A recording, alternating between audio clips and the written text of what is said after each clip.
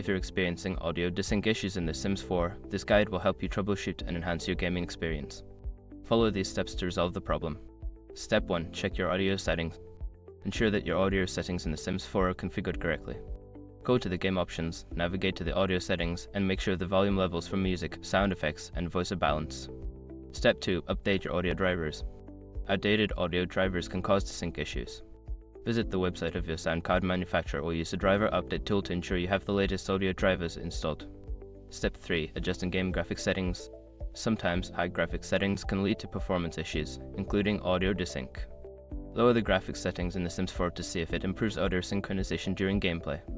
Step 4. Disable background applications. Background applications can consume system resources and affect game performance. Close any unnecessary programs running on your computer while playing The Sims 4 to free up resources for better audio performance.